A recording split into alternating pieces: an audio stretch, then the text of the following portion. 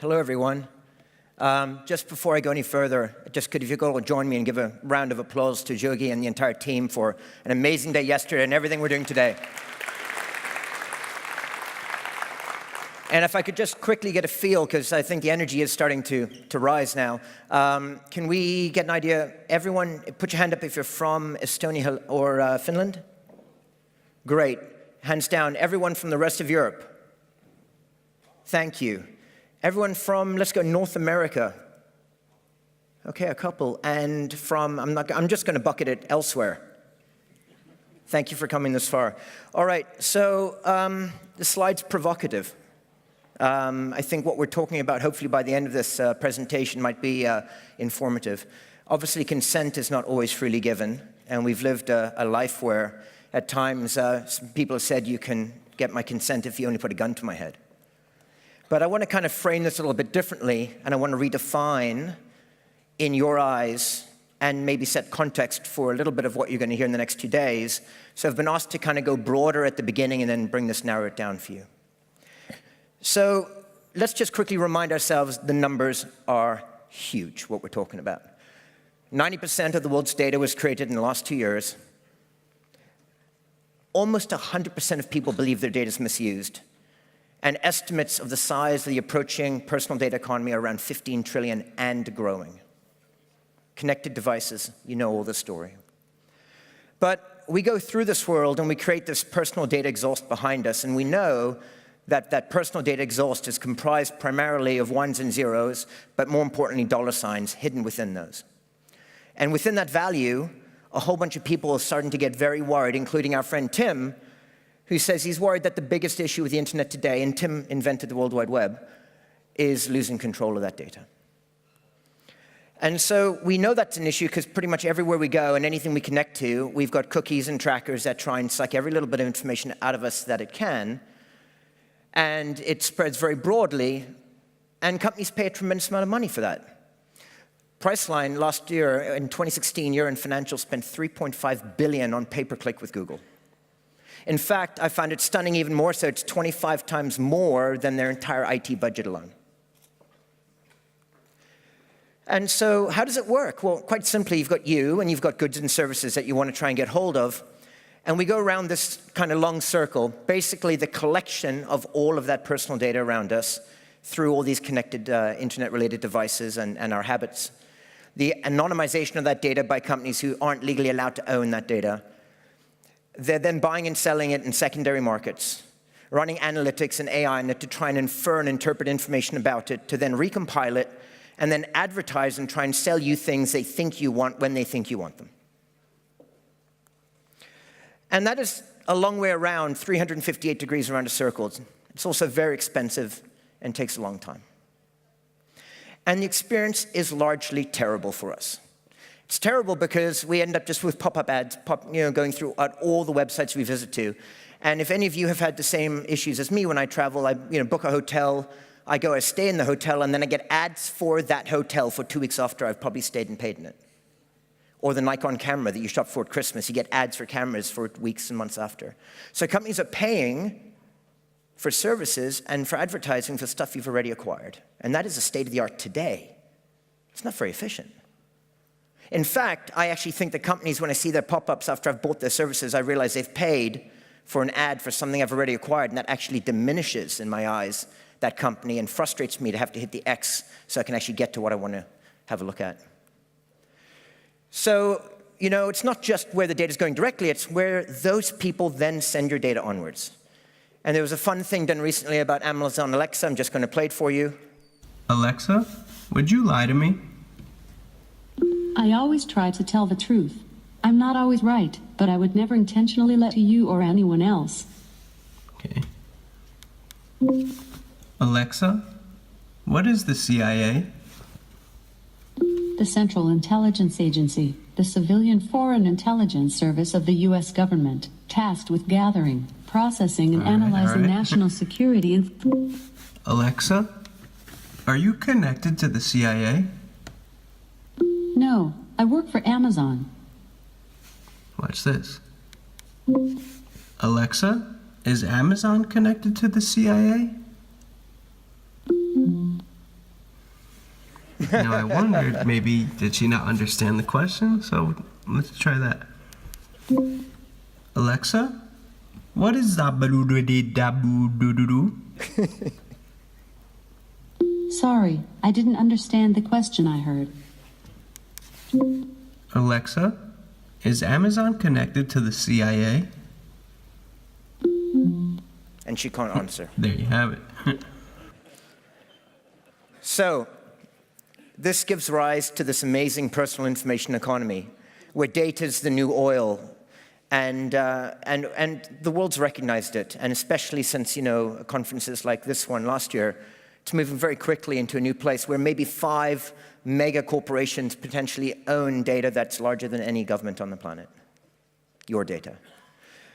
So the change precedents were easy. We basically digitized everything. We basically then streamed it all and dematerialized it. We then decided, let's decentralize everything, and then we decided, let's democratize it all, okay? So those threads of technology have been well established. And it was a sharing economy, then it became the access economy, and I'm going to call it the ownership economy for today's sake. And why it's the ownership economy is we want to look to a couple of people that we recognize quite well, such as Uber, who we know owns no vehicles, but they connect people who do own them to people who need transportation. Airbnb owns no real estate. They connect people that own real estate to people who need accommodation. Facebook owns no content. They connect people who create, you get it, but actually, I think the people who crave it or fear missing out primarily.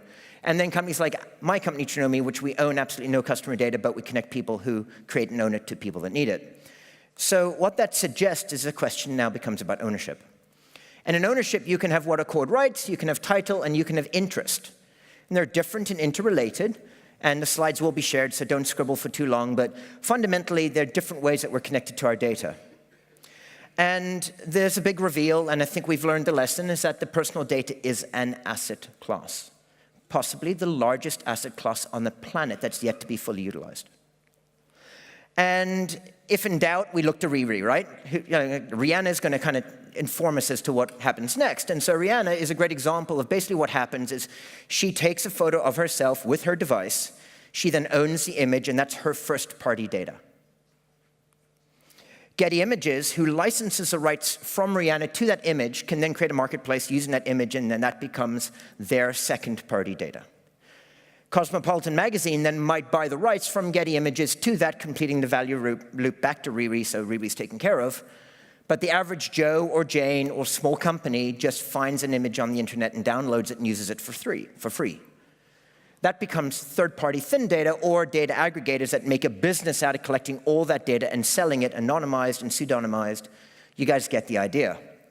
But it's really about this understanding of first, second, and third-party data because there's a quality and reach to data. As quality goes up, typically the reach goes low, and vice versa. And if we've built companies and industries and governments and societies on the importance of data, it's really critical we understand how to access what kinds of data and what they do. So what people I don't think understand is there's a flip happening right now. I actually think it's probably already happened. For 10 or 20 years, we've been telling everyone more data is better. Data scientists and the entire kind of stream of all those people have been saying aggregate petabytes and petabytes of data. The more you have, the better it is. I would argue, however, that we're seeing a flip. And this flip fundamentally is starting to ask everyone the question, should you be sitting on your customers' data? In fact, things like the GDPR, which is all about data minimization and rights and permission to data, suggest that maybe those data elements sitting, which are now stagnating, stale dating, potentially non-consented, non-permissioned, are actually liabilities in your companies rather than assets. And so if companies rely on collecting and using customer data, that creates some really big issues. Number one, when you anonymize data, you effectively strip utility from the data. Companies that live in that world remove value from that data, remove utility, which means that ultimately you've got something that's less valuable, less usable. And if you're then going to put that data into AI, it's just like a dirty stream going into a water filter. No matter how good your AI or ML or NLP is, if you feed it dirty stuff, it can't do a very good job. So rather than focusing on the future of AI, maybe we should just focus on the relevance and cleanliness of the input and anonymization actually hurts that process tremendously. Secondly, the demand is increasing, so utilities dropping, demand's going way through the roof. IoTs, connected devices, telematics, 90% of the world's data created in the last 2 years. And then the regulators arrive. And these regulators are saying, whoa, careful. Those are the issues. The solutions are quite simple. Your customers are the best source of rich, relevant, and recent real-time data about themselves. So why don't you just get their consent to use it? And what that means is you're increasing utility in the data by actually allowing yourselves to either de-anonymize or actually access fully personal rich data sets. You're actually then connecting more and more devices under PSD2 regs or GDPR that allows now the portability of those data sets, increasing supply, and obviously using consent and permissions in frameworks like that and the rights from which emanate out of those permissions, you can now maintain regulatory compliance. At the same time, you can start to think about that paradigm of the owner of the data being the customer, you not having to sit on it, and you can also reduce risk and liability at your organization. You can also remove the honeypot of risk of centralized data theft and hacking, and so the benefits start to really add up. So I think that kind of brings us quickly to where we are now. So let's go through a few things. State of the Union we talked about. It's pretty lousy. In fact, it made me think of this kind of very old image. And there are three people here battling it out, and you've got basically a standoff happening right now. And the standoff is between software and big data that basically think they can do anything they want and collect any data they can get their hands on. And then the hardware and IoT people that are effectively rushing product to market via Kickstarter or anything else with neither a privacy policy or any suggestion possibly of even security. Do you need your toaster connected to the internet? I certainly right now do not need to wirelessly go to my home and turn on my kettle, but that's why I didn't buy an internet kettle, but some people did. And obviously, all this stuff rushes to market, and we have all the issues about shooting down drones or, disabling spying cameras on your TV set in your bedroom. And then the government and regulators say, hang on, that's not permitted, and they enact all the new regs, and companies respond. And what do they respond with? They respond with terms and conditions. And everyone here, iTunes, anyone have iTunes? Know what iTunes is? All right. I think you probably all do. You're just getting lazy now. So who's here read the entire iTunes agreement and consented to it before using it? Well, you all know it's obviously 20,745 words on 36 pages, right? So terms and conditions don't work. And people are uninformed. They don't know what they're agreeing to. And the privacy policies and settings on all our devices make it legally easy, but very, very difficult to consent. And so this has become satirical to the point now that mainstream television and media is focusing specifically on the area now. Now, one quick warning for those of faint of heart, there's a little bit of interesting language in this clip I'm about to show, but on behalf of all engineers and startups in the world, I apologize. Here you go. Now, are there records of these chats on your server? Yeah, we store everything. Okay, what's going on? How serious is this? Each violation of COPPA carries a penalty of $16,000. So we're fined $16,000? Oh no. I hope they take cash. $16,000 per user. Not only each user, each use.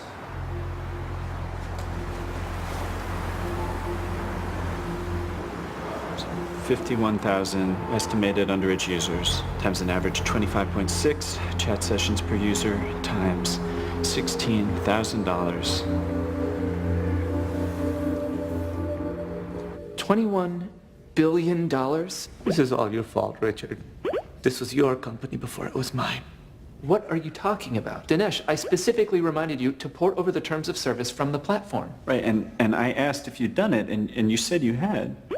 Okay, I checked the TOS box when we submitted to the App Store, but then I didn't end up doing it, all right?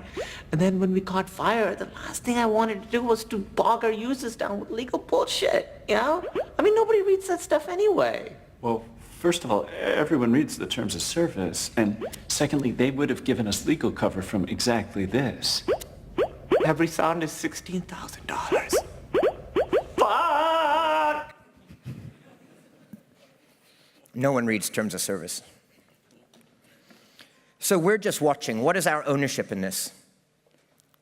And you know that Facebook makes profiles. In fact, actually, I was just chatting with a lady yesterday on the ferry over who has an unborn baby. That baby probably already has a Facebook profile from the moment that she posted the first ultrasound image. In fact, Facebook profiles of dead people will actually exceed those of live people starting in about 2 years' time. So we do have ownership. We have a stake in it for the children in the future and, the devices and their digital footprints they leave. So the good news is there are solutions to it. And for the longest time, everyone said content was king. And I just don't believe it's so. It's consent that is king. And there's secrets to getting this right. It needs to be user managed. It has to be easy. It has to be mobile. It has to be real time. All things we can deliver today. It has to be informed, which means you have to be able to easily understand what you're agreeing to, and it has to be legally enforceable to the point that it makes sense. And it has to be auditable. Whether we're using a certificate program, a receipt, a distributed ledger, or something else, there has to be a way to have some level of immutability for all parties involved. All of this is production and available today. But there's a gap, but that gap is narrowing exponentially. The rate isn't changing, but the rate of change is exponentially changing as well. And there are some naysayers that push hard against consent to access because of 3 clean arguments, and I want to myth bust them quickly with you. Everyone goes, oh, it's going to be a poor user experience. All I'm going to have to be doing is constantly clicking. And we've done user groups and work groups, and we're live in production, as are a number of other colleagues working in the space, and we've actually been able to find out that the user experience is actually the opposite. We found out that 55% of people who have a first interaction with consent of use of their data actually love it because they feel trusted and transparent and open now with that brand and the use of that data. A lot of people argue, oh, but hang on a sec, I don't need consent because I've got legitimate interest. So we're working with a tier 1 bank right now, and it's very interesting. They said it's like a tachometer. I don't know where I redline, but maybe if it's 10,000 RPM, I redline at 7 or 8. And so I only need consent for the last 2,000. And they said, we don't believe that to be the case. And they're one of the 4 largest banks in the world. They said, it's just where we decide the red line occurs. And if the regulator shows up and says, show me your legitimate interest case at 7,500 RPM, they have to prove why they took that as legitimate interest rather than as consent at 8,000 RPM. So what they've done, and they've asked us to do, is to document, certify, and consent track everything from 0 to 100%, whether legitimate or not, because it's what they need to do and what they believe is right. Secondarily, GDPR requires rights on the back end. Rights to rectification, rights to rescission, rights to data portability. So if you don't give them the right to 7,500, 8,000 people, or million people, how on earth can you manage the rights on the back end? So you actually cover the full spectrum, and legitimate interest is falling off as even an issue right now in production customers. And consent has usually been considered an exception. It's not. Consent is a norm. We know consent. Consent for youth, for minors, consent for medical treatment. And so I think we're in a society that truly does understand consent, and we understand the importance of it. And so I don't actually think it's an exception at all. I think people are quite comfortable with it. So we talked about a bunch of these things, and I just want to leave you with a bit of crystal ball. So there are Luddites who kind of cling to the olden days, and there's this dystopian future that thinks about how the future might look. And Hollywood's been all over this recently with the movie The Circle, where Emma and Tom are arguing that knowing is good, but knowing everything is better. And just recently, I was on a plane, and I watched this movie here with Scarlett Johansson called Ghost in the Shell. I watched it because it was all about personal data, by the way. I just want to share with you a little clip here, because this is where the other part of the future might look like, although I actually disagree with it. My name is Major Merrick Killian, and I do not consent to the deletion of this data. I do not consent. I do not. We never needed your consent. Yours or anyone's.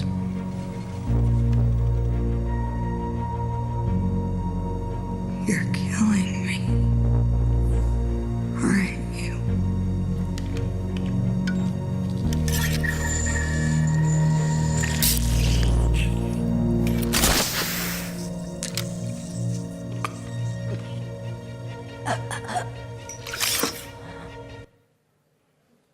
All right, a bit grim, but some people think it that way. I actually think it's the opposite, and as I think do many of you in the audience, is that it's going to actually be a user-centric, trusted, and open future. And, and it's going to be about this Me2B thing you saw, which was on stage recently, is the whole concept of you driving that outbound. So we talked about this, and actually what it looks like really instead of that is that. Instead of 358 degrees around, it is 1 degree there and 1 degree back. A simple 2-degree solution. And it's basically built around customer choice, consent, the creation of marketplaces, the return of value, and the empowerment of the individual. And so I'll close on this. There are kind of this amazing shapes in nature and elsewhere. This one is a staircase in Rome. And they're either a vicious cycle downwards or a virtuous cycle upwards. In this case, this is a stairway going up. And what it looks like is that we connect businesses and human beings, and we empower them to share more rich and relevant data, and they do so with informed consent. And through that, you can offer them deeply rich, relevant, and personalized services, delivering even better customer experiences, sharing savings, monetizing that data by the return of value, and growing brand loyalty and revenues so the companies can win that way, and then the human beings who own their identity, who have a say in how their data is being used, and who consent to it, have another part of empowerment as well. And I think it's into that future that we all have a stake and an obligation to raise our hands and our voices and be involved. And I don't think any of it happens without ownership and consent and the rights from those consents. And with that, I wish to thank you very much.